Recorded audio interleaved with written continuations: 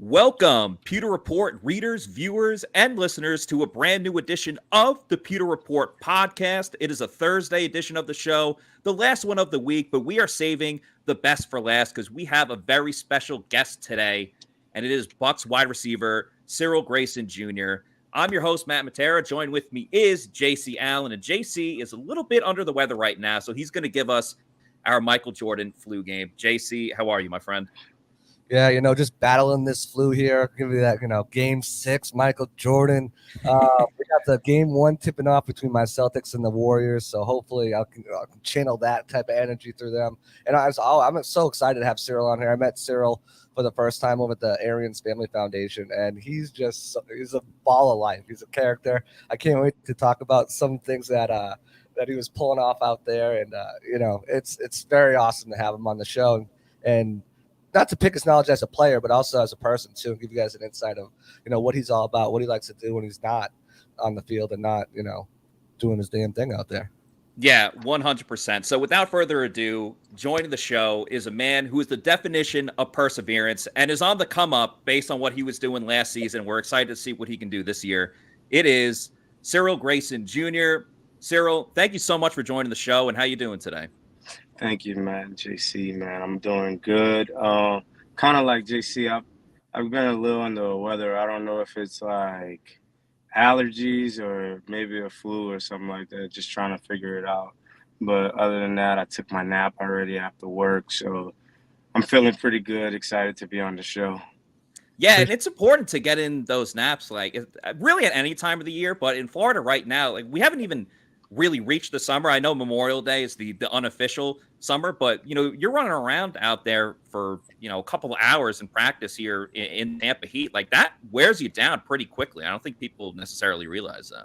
Man, I make sure I get a nap every day. And I'm not like one of those short nap people either. I'm kind of like a sleep in the middle of the day guy. Oh, I love my sleep. It's a power nap. That's what they call it. Yeah. Yeah, so, I had to take a couple naps. I had naps all week myself. So, yeah, power nap, 3 hours, boom, boom, in and out, energized, a little bit, ready to go. Yeah, so we're right in the middle of OTAs right now. Got mandatory mini camp coming right around the corner. Just want to get your thoughts how OTAs has been going so far, getting back into the swing of things and being out there and practicing. Yeah, I think that it's been going real good. Sometimes it's tough being here during this time of the year, just because we kind of got used to not coming for the last 2 years. So kind of being away from our families and stuff like that. But you can definitely tell how being out there throwing together and being together, even in the meeting room, how that's going to really help the team. And we're excited. A lot of the young guys, I'm excited to see them. They've been contributing and they look good. And the guys that are getting back, everybody excited. And I think this year is like a redemption season, and we're excited to try to make the next step from falling short last year. And I think it's on everybody's mind, and I don't think we're playing for anything less than being in the Super Bowl and winning it. Yeah, speaking of last year, I mean, that had to hurt doubly because you weren't able to play in that game.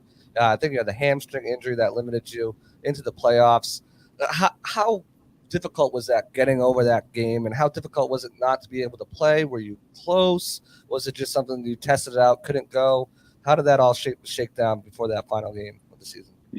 Yeah, I was doing a whole lot of stuff to try to get back, rehabbing, and honestly, for that game, I felt good. I thought that I would be able to go. It was also one of those situations where a hamstring is one of those things you don't want to rush back too soon, trying to trust the team that we were going to make it to that next round. And that was kind of the conversations that are going on. We might need you past this game. So, we don't want to risk it. I'm also thinking like it's a 1 week season. So like if I pull it off of the bone, then screw it. I just want to be out there and play. So yeah, it did hurt not being able to be out there and help the team. Thinking that I could have contributed, but we fought to our last breath. I think we can't be mad at the way that we competed at the end of that game to make it a game. And so, yeah, personally, it sucks to go out like that. I think that I was really close to being able to play. And if we would have made it beyond that, then you would have definitely saw me. Yeah, I think. Oh, sorry, go ahead, Jason. I was going to say, what was the recovery like? Did you need surgery or anything? You said almost, pull off the bone. Was there any surgery or anything like that? No, when I say pull off the bone, I was saying like if you would. It came down, I would have done it in that game if I would have had to. Like it's all or nothing. I got the whole season to recover, so whole off season to recover. So, let's go. But yeah, I didn't have to have any surgery. The recovery was just a whole lot of different treatments, whether it was at home with my guys who I used to for my body, and then the guys at the facility who I would use as well as TB12 and all of those people. So you're on the doing everything. You're on the TB12 method. I think it's good to be on the TB12 method when TB12 is proven. Yeah, 100%. And I think part of the thing that was so frustrating, obviously the season ends and the way that you guys were able to come back, and like you said, you weren't able to play in that game. But I think what was so frustrating too is that, you were balling at the end of the season. You had 2 straight games of 81 yards. You had the infamous block on the Keyshawn Vaughn touchdown run against Carolina. And then, as you see right there on the screen, and then, of course, the Jets game, it will be remembered for a couple of different reasons, obviously, but your walk-off touchdown was, such a crazy moment. You had 2:12 left on the clock, no timeouts though. So I think the part that was crazy too, and if you can just tell us like your emotions during that whole thing, it's not just that it's another Tom Brady game-winning drive, which you'll now be a part of that history because Brady obviously leads the NFL in that, but what was the mindset leading up to that point? Because other than the 2-minute warning, you guys still had 95 yards to go. And so it doesn't matter, who's on your team. Like that's tough to accomplish in itself. Right. I think kind of prior to that drive, we're kind of down the whole game, and I'm like kind of pissed because I'm like, no offense to Jets fans. I'm like, man, we're losing to the Jets right now. And I think was just kind of my mindset. I'm sitting on the sideline and I'm like, please just give us a chance. If we get the ball back, I always think if we're within like 2 touchdowns with 5 minutes left, like I think we have a chance. I think because of the leadership that we have and the quarterback that we have and the way that the guys buy in and we'll fight to the end, I think that we have a chance. So I'm kind of on that sideline. I'm not even watching no more at this point. I got my eyes closed, my hands together. I'm praying. I'm like, just give us a chance. And our defense does like a fantastic job of getting that stop at the goal line. And when I got the ball, it was when we got the ball, it was kind of like, all right, we have a chance. And that was what it was when we were out there. So I definitely had faith that we could do it and that we had the chance to get it done. It was definitely super exciting that he trusted me and came to me a few times during that drive. I think when you're out there and with time, you start to see the game a lot different whenever you begin to like analyze the coverages and stuff like that. That if you have a certain route, like, okay, like the chances are very high that he's coming to me. So then it becomes a lot easier to fill those zones out, to know when to give them your eyes and all of that. And I think that helps a lot as a player, and it helps you begin to have confidence out there. You're not really thinking like, oh, I might just be running this route and not getting it and stuff like that. So during that drive, it was just kind of a roller coaster of like being down where I'm like, are you kidding me? To, okay, we're doing this, but also very tired because it's a long drive. And if you ever go back and watch the drive, you can see how like the routes begin to become more and more trash as we get down the field. It's like we're just running a stop route. You run into your depth and you just turn around. I think it hurt me on one play when I should have came back down with stem, and the DB was able to play through the ball. So yeah, you're just tired during those 2 minute drives. That was earlier in the drive, and I want to talk in a little bit about you mentioned like the different route combinations and just understanding and being on the same page with Tom. But sticking with that game as well, I think one of the more fascinating things too was that entire drive. You still have Mike Evans, who's a future Hall of Famer in my opinion, Gronk, who without question is a future Hall of Famer. That whole drive, Tom went to you and Tyler Johnson. And so that was one thing in its own realm. But also, too, I don't know if you remember, obviously your touchdown was fascinating, but I was almost just as interested. You made the catch on the play right before, and you made the smart football play. You were trying to get out of bounds, but the defensive back was able to tackle you before you got out of bounds. What were you thinking in that moment of like, oh, damn, like, we only got 30 seconds. We got to go back and get up. And obviously Tom decided to run another play where he scored the touchdown. Like, was there any panic in that one play where you got tackled before you went out of bounds? We practice, like the coaches do such a great job of putting us in all type of situations. Some situations you get in one time the whole season, but that's a situation that we practice almost every practice. Just that urgency, getting the ball back to the line, lining up, because it is a crunch for time. So I don't think that it was a panic because we've practiced it so many times, and it was kind of second nature to get up and run the ball to the hash, either hand it to the official or put it on the hash, and then get back with your eyes back to the quarterback, so that you can get that signal to see what we're doing. And then he dials up the right play that put the corner and that safety in the bind, and boom. Touchdown. And it was impressive too, because obviously, as you said, Tom had to like put it in the right spot, but you had to twist and turn a little bit too to make the catch. So I'm just curious too, after the touchdown, you had the celebration. What did Tom say to you in that moment? Or what was, obviously everyone was hyped up. Did anyone say anything to you specifically that really stood out?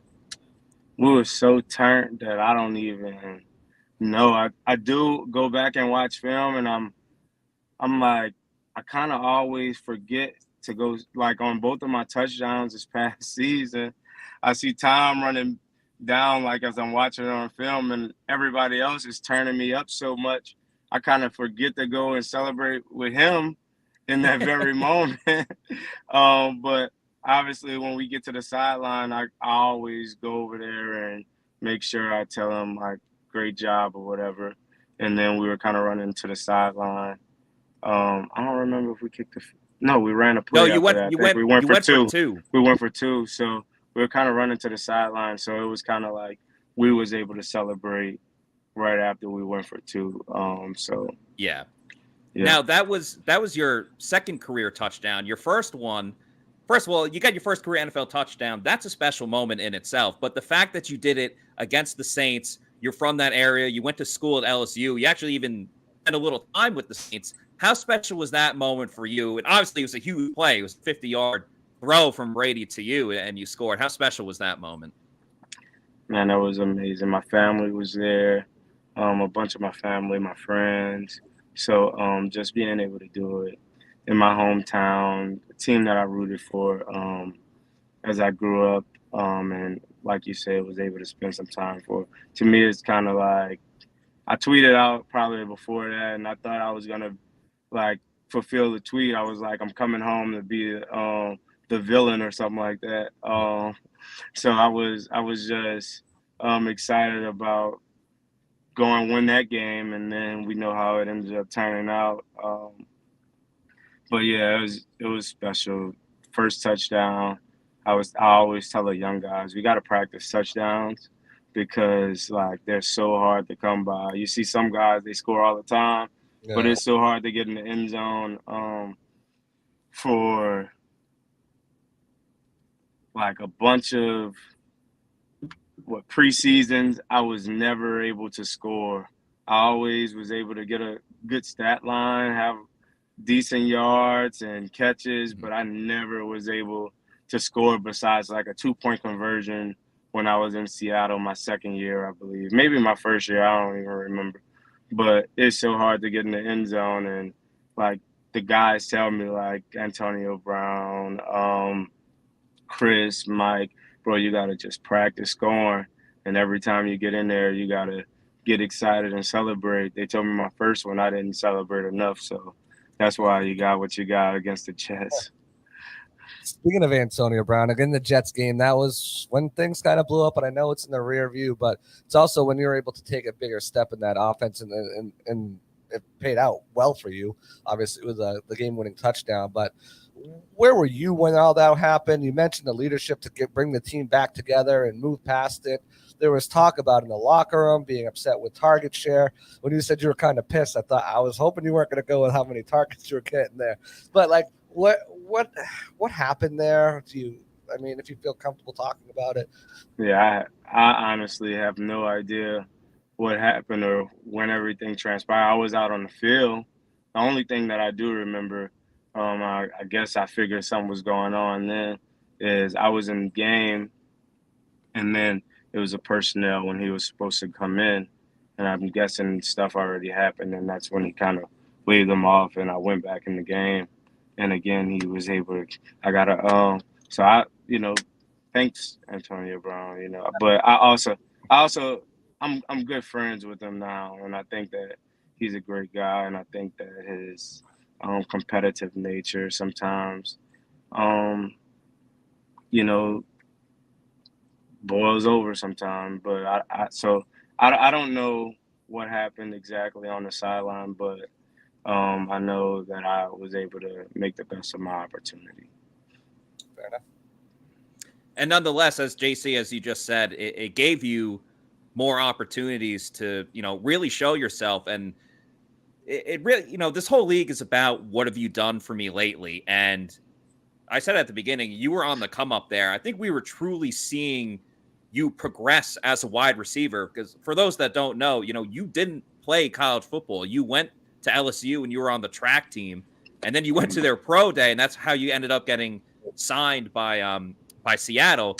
And you went through a couple different teams, and it seems like you finally found, a place here in Tampa, making your contributions like you did at the end of the year. So I'm just curious for you, what specifically clicked for you? Was it just getting experience and learning the game more, and obviously getting to work with Tom Brady? Was it just a matter of getting reps, or what do you think really changed for you to have that success late in the season? Right. I think it's kind of a combination of a bunch of that stuff. Obviously, my first couple seasons, like I thought I was ready. I go back and look at some things, and I don't know. But maybe from where I came in 2017, from 20 maybe 19, the beginning of 2019, so that preseason till now, like I think that I would have probably been able to contribute on some team. But it's also like that experience, and I don't blame any front office or anything for not taking that chance with somebody who, like you say, didn't play college football. I didn't have much experience, and I think that always make a lot of plays at practice, and I always made a lot of plays in the preseason. But it is kind of hard to just go out on a limb and gamble with a guy who you just don't know. And so when I did get my chance this year or this past season, and then those opportunities kept coming, then I was able to gain that experience, which helps the game slow down tremendously. And then you're able to. And I've been in this offense for 3 years now, since the end of 2019. So I kind of feel a lot more comfortable than I have before. I've always been on the back end of playbooks where everybody has that advantage on me. So I think that it was that experience. It was the coaches and the belief around me and all of those things, and the way that I train in the off season, the way that I watch myself and improve on my weaknesses, also the ways that the things that I've taken over time and be, began to become more confident in who I am as a receiver, rather than trying to emulate other people or be how other receivers are. Once I became me and became confident and knew who I was and became the best Cyril that I can be, I think that began to come forth, and now everybody gets to see because um, everybody don't see like the hard work or Yeah. the things, and people talk about the guys like on the practice squad and stuff like that, but you see here all the time in Tampa Bay, especially the last 2 years, like how the guys from the practice squad come up and contribute, and I think that just shows that even the guys that you don't get to see on Sunday work so hard to be where they are, and they have the talent probably to play on Sundays. It's probably either that opportunity that they're not getting or the lack of experience. So Spin the it's rock. all of the, yeah, for sure. Yeah. So I Is mean, he- you talk about that transgression from being a track star, and I think Bruce Arians even said it that when we first got him in here, he looked like a track star playing wide receiver. Now he looks like a wide receiver playing wide receiver. And you talk about that journey, and one of the things that you spoke about this past season was Tom's message to you, and I thought that was so powerful. How you described, his work ethic and the way he rubbed off on you. Who else has had that kind of um, has kind of rubbed off on you that way to the point where you're like, this is who I am, this is what I'm going to do, this is what I want to be, and have given you that next step to be the best Cyril? I think Byron Leftwich has a big role in that. He always encouraged me on being who I am and encouraging me that he thinks that I can do it and stuff like that. So he plays a big role. My receivers coach also has a lot of confidence in me, and we communicate a lot. Mike, Chris, we all just talk, and like they just encourage me like to the fullest. I know, like, let's say if you drop a ball, and it happens, you guys probably been at practice before, and you Yeah. see even Mike, Chris, Gronk drop a ball, and like I watch them, and they just run back to the huddle because they know they're gonna get another one, and they're just gonna make the best out of that opportunity. So Chris always comes and tells me, "Bro, you just gotta get back to the basics. Just look it all the way in. We know you can catch. You catch them 1,000 times. It just sucks when you drop one and you don't get that many targets, and then it's kind of, man, this is who he is." But it's constantly talking to yourself and being encouraged by those around you that you can do it. I want to ask you about your coaches again in a second, but first, just want to talk about Celsius Energy Drinks, of course, the proud sponsor of the Pewter Report podcast. Guys, if you don't know about Celsius yet, you're missing out. We talk about variety. There are tons of different flavors out there, from watermelon to peach vibe, which I'm rocking right now. You got peach mango, strawberry, multiple different flavors. Strawberry lemonade is great too. They got 7 essential vitamins, no preservatives or artificial flavors or colors, 0 sugar, and they give you that energy to get you through your day, whether it's a work day, you got to go for a long drive, you got a workout coming up. It gives you all the essential energy that you need, and there's no crash. There's none of those, post energy drink jitters. You don't get that with Celsius Energy. So make sure you go to Celsius.com. You could also buy them on Amazon and have them shipped to your house. You can plan it for 2 weeks, 3 weeks, a month. So make sure you go to Celsius.com, find the store locator, because there's going to be a Celsius near you. Again, that is Celsius Energy, Celsius Live Fit.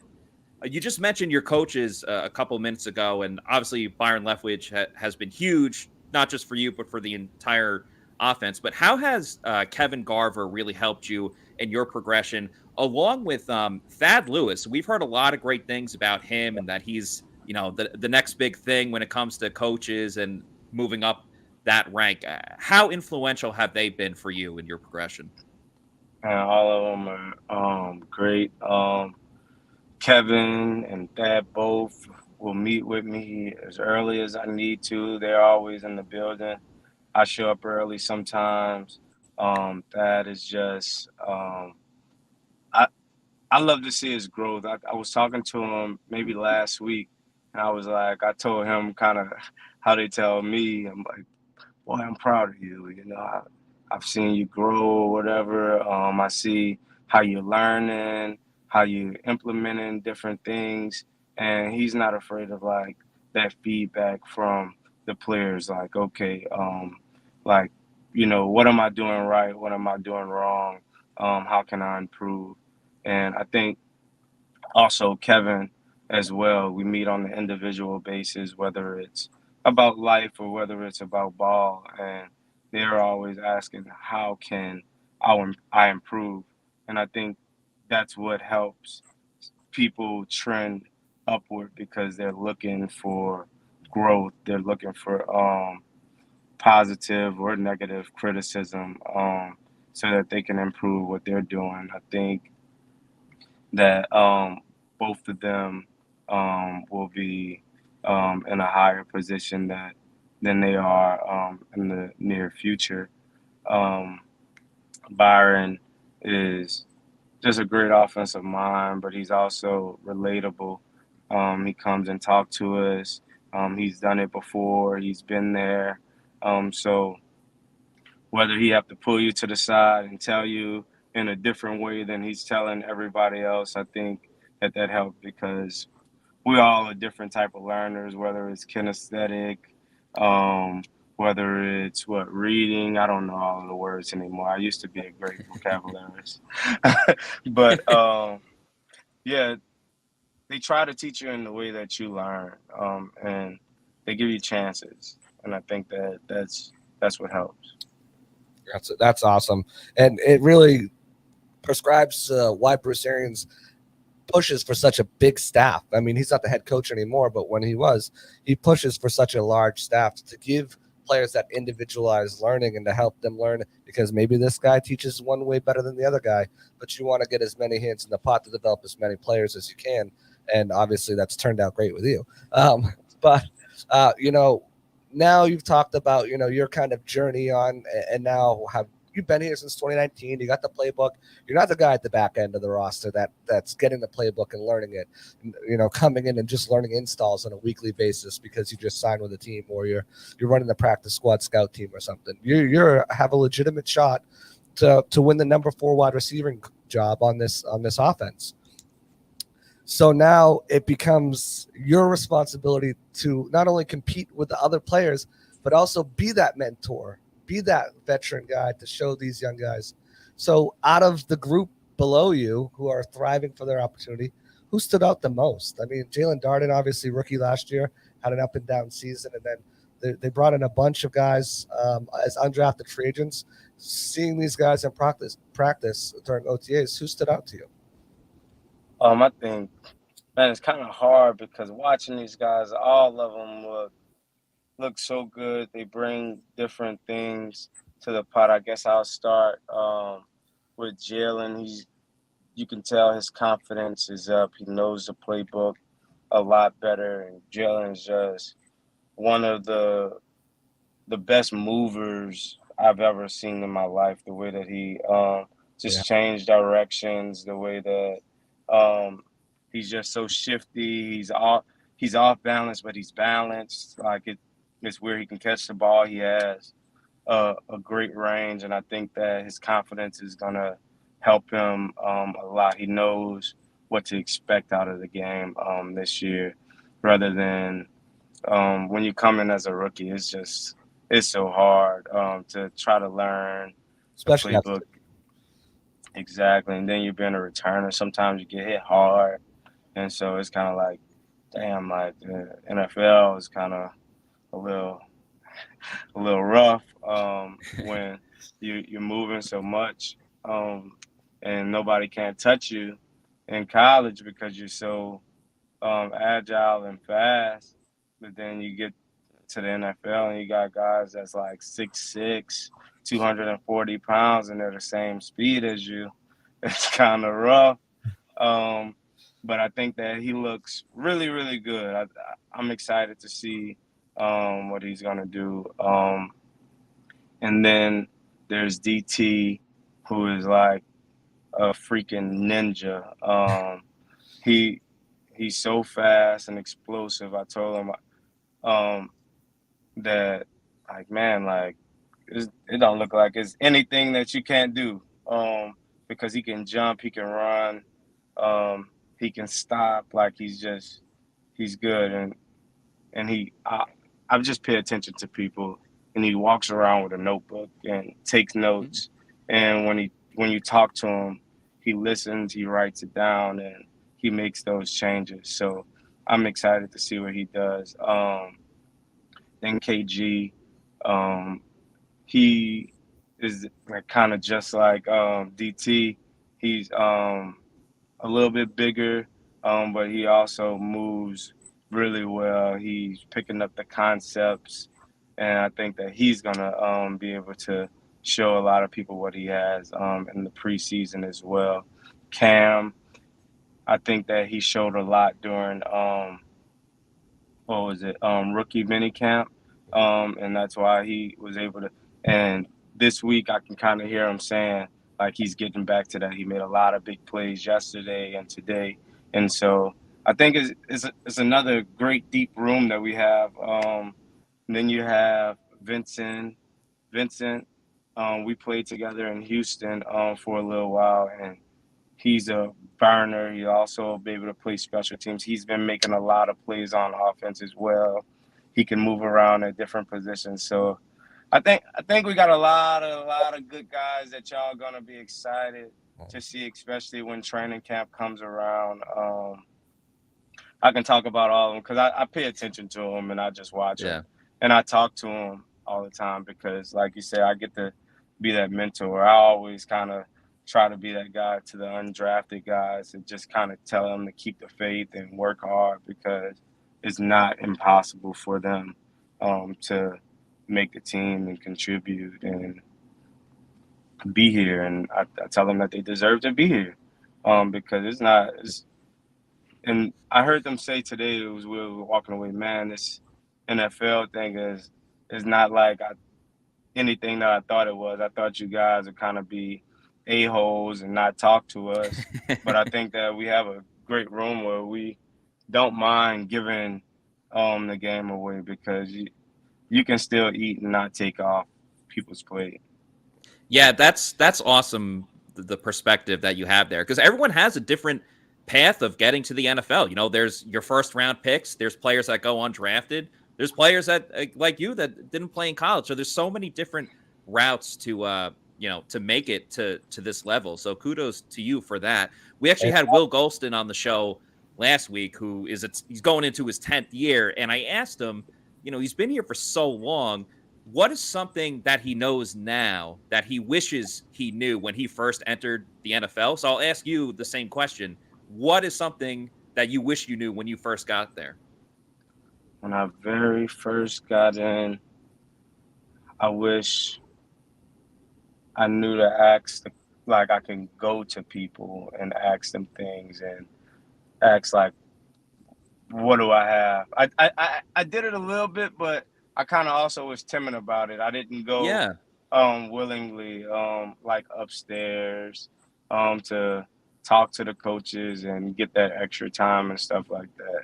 I think that they're there for us. I wish I knew that. I wish I knew early on how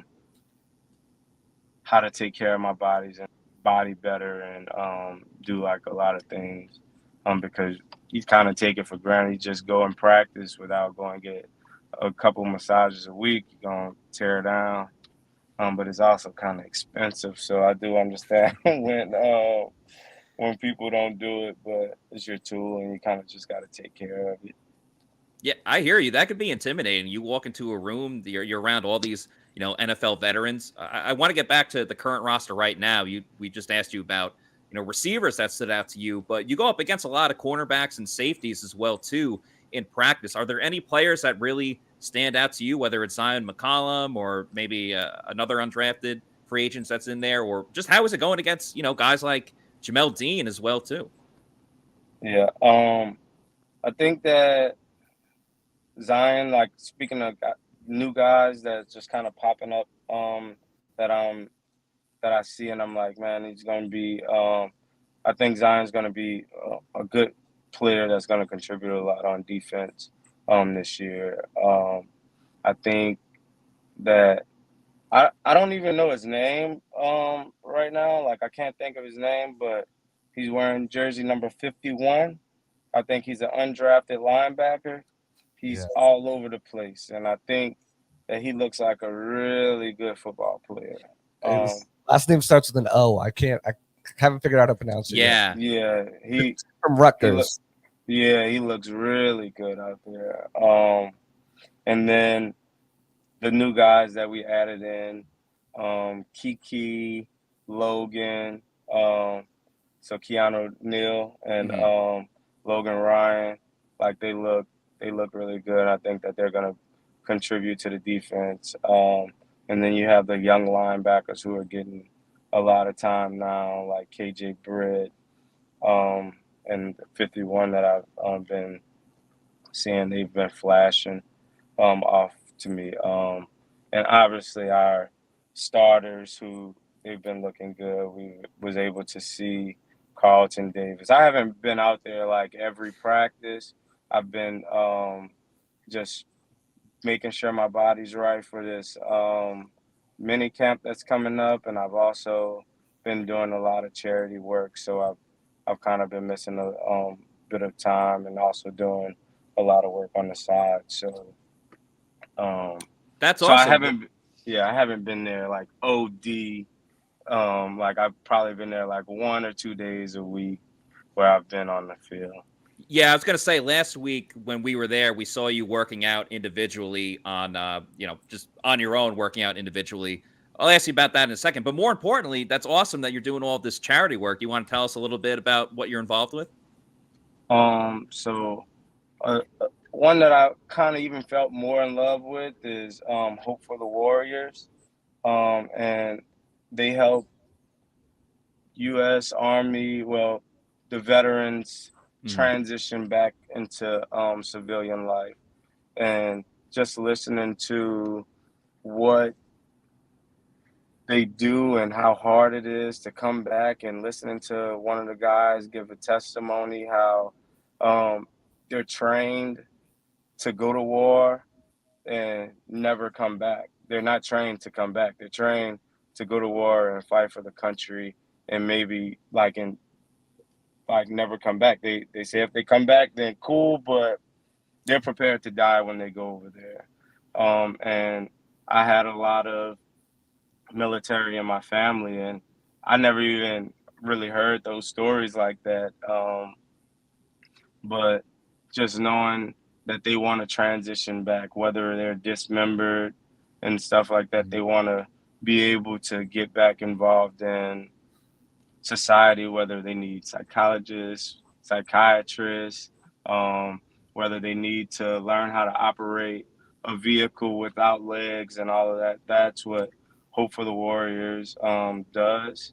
And I was able to go and help host the golf tournament, and it was just really, really nice. Kind of getting into golf a bit. I think we'll probably talk about that later with another question. I think that they're just awesome. I'm trying to find a charity or a nonprofit organization back in New Orleans to work with like long term, but I also work with Ronald McDonald House here and everywhere else. And I think that those are just different charities that are dear to my heart. I love kids, and I also appreciate the veterans and what they do for us to live the way that we do over here. Yeah, that's amazing stuff. And, you're always want to support charities too. Not only were you at the Arians Family Foundation, I also saw you at Devin White's charity event that he had the other day. So it's great to see how close this team is when it comes to, giving their time to charities, giving them their energy, their resources, but also giving each other too. You guys are never one away to shy from, if you are available, to making that commitment to go to someone else's charities to support their cause. And that's something that I've learned over the last 2 years of covering this team. So it's great. The player's JJ Russell too. I've got people in the comments. There he is, JJ Russell. Yeah, I was thinking. I know his last. That's right. Yeah, I was thinking Fadukasi, who's 53. That's who I was thinking of. But yeah, like you said, it starts from the top down. I mean, obviously, guys like Mike Evans and Levante David or Devin White, as JC just mentioned, are so involved in the community in so many different ways. So I think that's so awesome what you're doing, and I commend you for it. You mentioned golf in the middle of that as well, too. Did you happen to see, obviously, Tom Brady was in the match last night. Did you happen to watch that? Yeah, I watched a couple holes. Yeah, they look decent. Some shots I was like, eh. But who's got a better drive, you or Tom? Oh, he has a better drive. I've only been actually golfing probably like 5 or 6 months max. And I took 2 months off where I'm just not consistent at all. I'm just not consistent, but I think that's just going to take some time and a couple lessons. Anybody want to give me lessons? I have a little time right now. Yeah, absolutely. I'm an avid golfer myself, and I'm still not great. I shoot in the low to mid 90s, but the more you play, it's just, even when you don't even think about it, the more you play, you just get more in rhythm, and you're able to, kind of maybe not perfect, because no one's perfect, except for maybe Tiger Woods on the golf course in his prime. But I saw as well, too, on your social media, you have a golf podcast that's coming out, I believe, in 20 days from now on the 22nd. I believe it's called Charge It to the Game podcast. Yeah. You want to tell us about that? Yeah, me and my brother, one of my really close friends, I call him my brother. I take care of him like he's my son. But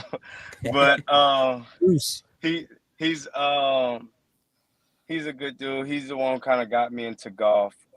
But we was going out golfing so much, and we're out there, we're talking, and we're like, bro, we should probably do and we talked about doing a podcast before. We're like, man, we probably should do a podcast out on the golf course. So what it's going to be is a 2v2 kind of scramble style golf, where we'll talk about whether it's life or whether it's sports or whatever industry it is that for the people that we bring in. And I think golf is one of those sports that you just got to charge it to the game, right? You have to, if you hit a bad shot, it is what it is. You just got to figure it out from there. And I think that as we go through life, there's a lot of times where we have to charge it to the game, whether it's a mistake that we made or whether it's something that happened to us, because life goes on and you have to figure it out after that. And I think that the concept of it is going to be really dope. We're trying to get a lot of celebrities, whether it's TikTokers, YouTubers, football players, basketball players, actors. We're going to try to get some guys out there. We have some people that we know are going to come out there for sure, but if I can get Tom and Gronk to come out there at the same time, I think that's going to be really, really dope too. That would do some. That would do some great numbers help there. The channel, right?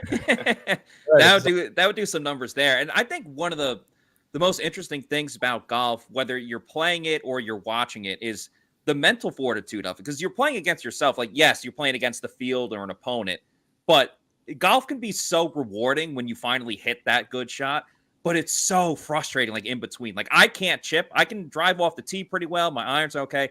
I can't chip. So my score obviously reflects that because it takes me like 2 chips to get on the hole. But I think it too, whether you're watching the Masters or the PGA Championship was just a couple of weeks, when you're in a scenario where it's like, okay, you're up by 1 teeing off on the 18th hole. If you bogey, you're going to a playoff. But if you par it, you got the ice in your veins and you par that hole and you win. I just love that aspect of it where there's a lot of pressure that goes into it. But you mentioned getting NFL players on there. Who on the Bucs golfs? Have you golfed with any of your teammates, and who's the best out of the bunch? There's actually a lot of us that actually golf. I think only a few of us are really good though, and I'm not a part of the us. We'll get there. I know Cam, Brady, and Blaine's out at the course where we go to all the time, Rocky Point. I go there a lot. Yeah. Yeah, just to kind of get some rounds in. I saw Kyle Trask go out there a bunch. Ryan Griffin golfs. KJ Britt said that he golfs, but I don't know about that. Ryan Jensen says that he golfs, and he's pretty good. Who else? You had Vita Vea out there. Patrick O'Connor was out there. Yeah, they've been out there, but I don't know how. I don't know. They probably can drive. I think it's gonna get a little funky. I was driving in the golf cart on the foundation, and all of a sudden I just see this giant man come walking out of the woods. And it was Patrick O'Connor with his golf ball out of the woods. So we could put him in the not so good column, I think. There. Yeah. You know what? Go ahead. Sorry. Even the good guys hit it into the woods sometimes. Yeah. It's just one of those. You just got to charge it to the game. Little plug there. So I'm gonna put you on the spot there because you and Deuce, you guys are at the free promo, Loose Cannon's hole, and all of a sudden this song came on, and I look over, and it's you and him doing this scene out of a movie where you're both doing this synchronized dance together, perfectly timed up. What was that? What was that all about? We're around each other so much that we just we do the same things. We say the same things so many times, so it's a little weird sometimes. I'm like, whoa, what's going on? Like, you saw us, we have the same shirts on. Yeah. We have a good time together. Is that kind of like a preview of what's going to be on this podcast, you guys, again?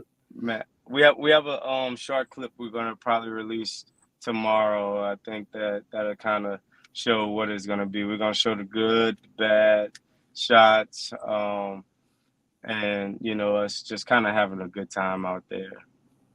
That's awesome. Everyone, make sure that you're on the lookout for that. We'll make sure that we promote it on our social media as well. And another thing that fans should be on the lookout for is Underdog Fantasy and their Best Ball Mania 3, where prizes are up to $10 million. Guys, Underdog Fantasy, the more you draft and the earlier you draft, the better. And that's because last year's winner won over $2 million. They drafted their team in June. So there's actually a benefit to that because you find out about some of the under the radar guys when training camp gets around here. When you find out about that, their value is not as good as it would be when you pick in June. And Underdog Fantasy is the easiest place to play fantasy football. You draft your team with no in-season management, get the optimal score each week of the season, and have a shot at over $10 million in total prize money with Best Ball Mania 3, as I just mentioned. Head to UnderdogFantasy.com or the App Store now to sign up with the promo code Pewter, and Underdog Fantasy is going to match your first deposit up to $100. Again, Underdog Fantasy, and sign up with the promo code Pewter. And Best Ball Mania 3 is coming up. And of course, when the season gets closer, Pewter Report will be doing some drafts as well. You could do your own leagues of $3, $5, and $6. So there's a game out there for everyone, but make sure you pay attention to Best Ball Mania 3. Cyril, another thing I want to ask you about, and you just talked about Blaine Gabbert and Kyle Trask a little bit. You've gotten to work with them a lot, whether it's been over the last 2 seasons or in OTAs right now.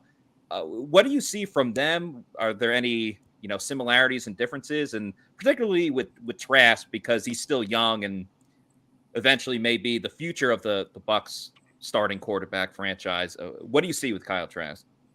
I think that Kyle has like a tremendous upside. You see him flash today. He had a really good day fitting balls and like windows, making the decisions. I think the learning curve for a quarterback, however, is probably a lot harder for a rookie or a young guy because you don't really at quarterback because you don't get that many reps.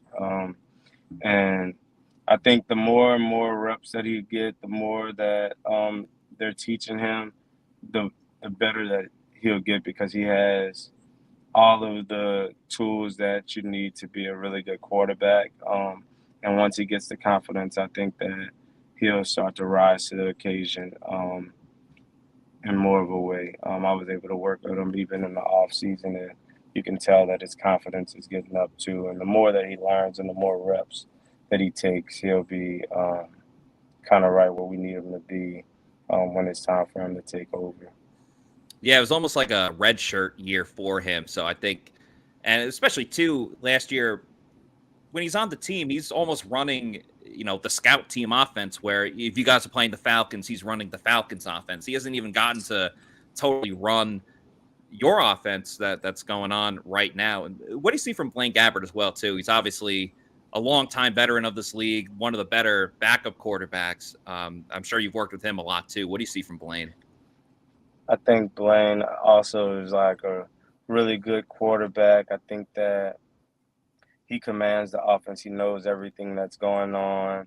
And I think that helps you become a better player as well. He knows to come and give you those tips. He's been in that leadership role and been able to do that. So I think he brings a lot to the team. And we know that if we needed if time was to go down, we know that we have somebody who can step up and fill that role. And he's always getting better and better as well because he's taking those reps and stuff. So I think, again, we have a good player in Blaine. Who's going to surprise people the most this year, you think, on the team? Other than yourself, winning that number 4 spot, who's gonna surprise people the most once the season starts? I think Chris is going to surprise people. I think he's going to be back sooner than everybody thinks. Let's say that. Okay. All right. Well, I think from all of Bucs Nation that they like that a lot. Yeah. Is that just you've been seeing him working out at the facility? I've been seeing him sometimes. I heard he ran 19 miles an hour the other day. How fast do you run? Like a peak, I don't know, maybe like 22 high, maybe something like that. But 19 is as fast as you need to play. You don't really run 23 miles an hour. That's just you get clocked at. You're like, all right, that's the peak. Okay. Sticking with that wide receiver room, guy that you might have some connections with, Russell Gage, that you brought in, that the Bucs brought in this offseason. What have you seen from him? Did you know him prior, having those few ties? Yeah, we was able to be in school at the same time. I know Russell. He came out the year right after me.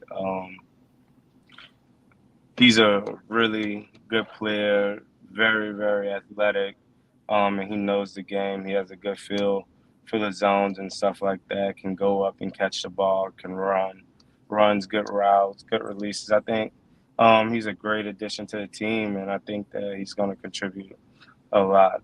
He's learning the playbook well. He's able to kind of call out some things before we and talk about the plays. So I think that that's a good sign.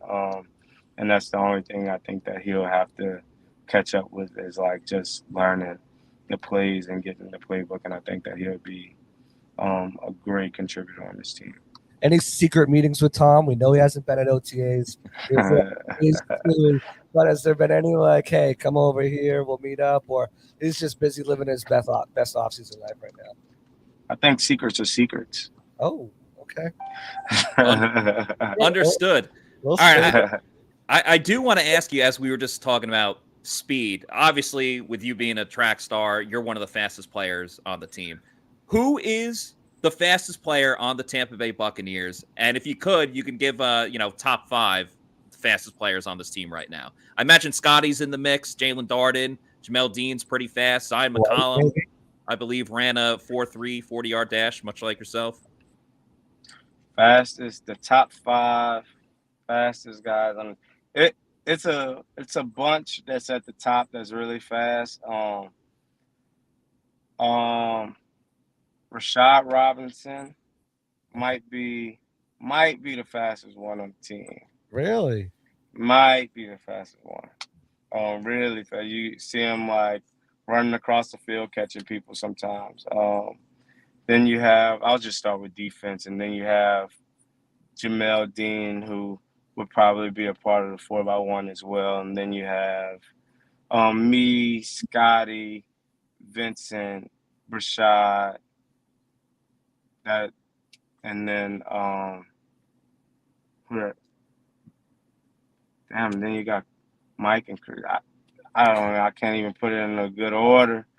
I think we should just line it all up and see who wins. I've said that on the podcast before. I don't necessarily know if Coach Bowles and the coaching staff would be okay with that, but I'm all for that. I mean, we got to determine a winner one way or another. Never happened. White raced a bunch of wide receivers last year too, like in his bare feet. So I think he'd have something to say about that too. Want to get in there, which would be fun. None of the linebackers want to be a part of that. Oh, shots fired. Speaking of Devin White, there's the pipeline of LSU players on the Bucs runs pretty deep with you and Devin, and Kevin Minter's not on the team, but he obviously had a role on this team for quite a while. It seems like LSU and Washington are like the two schools, and even Minnesota now too, are like the schools that the Bucs really pay attention to. Just how close is that camaraderie with your other LSU teammates? Oh, I think that purple and gold will always flow through our veins, and we all have that release because all of us, or at least I, kind of was in the middle of where I was able to be at school with Kevin Minter, who's older than us, and I was able to be there even with the youngest guys as well. We were all in school at the same time, so we was all on campus, and then me and Lenny, both being from New Orleans, we played against each other in high school as well. So I think that is good to see familiar faces, and it kind of makes you a little bit more comfortable, I guess, in a way. Yeah, of course. Just want to switch gears a little bit here. One thing I really appreciate about you is I love your social media game. I think it's so funny. You kept the receipts when you dropped the pass from Tom Brady, I believe a season or two ago, and you had your own little video, pretty much calling out everyone that went up against you, I guess, or was criticizing you. Each athlete has a different thought process when it comes to social media. Are you on a lot? Do you just kind of pre-plan some of these tweets, or you're just out there? Yeah, I think everything's probably pre-planned because I do not get on like Twitter that often. Every now and then I think I get on and say hello. I also pressured by a lot of people that I need to get on, that I need to engage a lot more. So that's probably the thoughts when I go and hop on. But when I do post, it's probably planned out for a little while. I feel like Instagram is like the choice of platforms for the athletes. I like Instagram a lot more. I just can't keep up with Twitter. I'm not scrolling through all that stuff. It's too much. Right. One of your more popular Instagram posts, in my opinion, was when you were rocking the robe after one of the games. Is that a post-game routine, or was that just in the moment? I think it was before. It was probably before the game. Or before the game. Yeah, it was like around Christmas. Mike got us all like what is it, Versace robes. So I was like, I'm gonna put on some nice slacks and a shirt. But I just kind of like to have fun with my fashion. So whatever it may be, I'll throw something on and try to make nothing look good sometimes. I see Christmas on the Instagram. Y'all get blessed over there at Christmas time from some of your teammates. I'm like, man. Yeah. Yeah, they show love. It's good to have some friends who have good connections or a whole lot of money. Absolutely. Before I let you go, there's a big game tonight. I'm not sure how big of a basketball fan you are, but I'm originally from Boston, so I bleed green, baby. Tell me you're not rooting for the Warriors. Who do you got winning this series and how many games? Um, Oh, I you're gonna think I really don't care about either one of these teams winning. Most of my friends seem like they're Celtics fans, so maybe I'll root for the Celtics Oh, I love it. just so I don't have to, Yeah. or maybe I'll root for the Warriors just so I can be the op. I might be the op. Yeah, there you So go. I want the yeah, Warriors to win. No offense. I think that they probably will win. Like just watching a couple of their games, like they're so deep and they have Steph Curry and Clay might not even be the best player on the team. So that just says a lot right there. Wiggins crushed it last series too. People are saying he should have got the Western Conference Finals MVP. They gave it to Steph, obviously, but yeah, Yeah. Wiggins was a real factor in that series too. So we'll see. We'll see how it goes. I'm definitely I have a birthday dinner tonight, so I probably won't be watching. What time does the game come on? 8 or Nine. It's like 7:30? 9. Not Yeah. so we might have time to watch the game. At least the back half of it. My friend whose birthday it is a Celtics fan, so Oh, he's definitely gonna. we'll probably end up watching it. All right, Cyril, one more question. And again, thank you for coming on the show today. Really appreciate your time. Just what are your expectations for yourself this year? Obviously, we know you're a team first guy and the Super Bowl is the goal. But for you personally, where do you want to grow? Where do you see yourself really, making a difference this year, making an impact? Um, I mean, at receiver, on special teams, I just want to contribute in every way. I do set goals for myself, on like how many yards, how many touchdowns. I even was doing that when knew I wasn't dressing out. I'll write it down. But if I could find my way to, 8+ touchdowns and like 800 yards, I think we'll be Yeah. where I want to be. Yeah, And we win. And if we win over 14 games, since we won 13 last year, if we win 14 games, in the regular season, I think that'll be like good team goals and good personal goals for myself.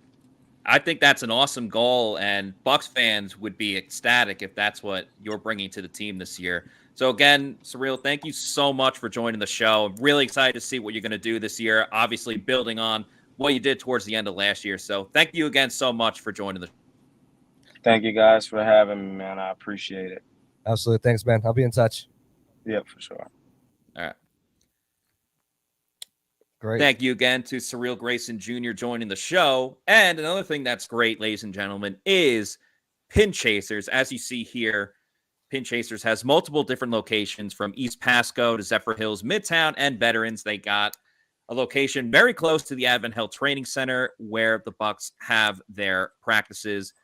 There's multiple great things about Pin Chasers, whether it's all the different deals that they have, all the different, different types of foods. They got the pizzas, nachos, and everything. Go to pinchasers.net to see about those deals because they have all-you-can-eat pizza, all-you-can bowl, $1 Miller Lights.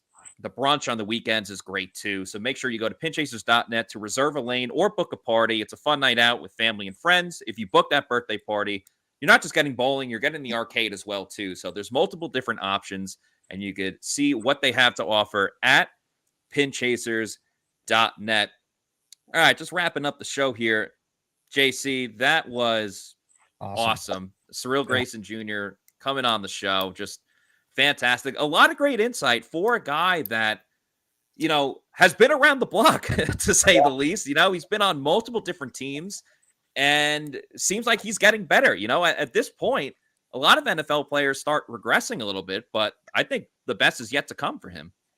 Yeah, a lot of people, I think a lot of people don't realize how long he's kind of been in the league. He's 28 years old at this point, so he's seen some time in the league, and he really started to come on last year, and he talked about putting the work in and what it's going to take to get there, and set some lofty expectations for himself too.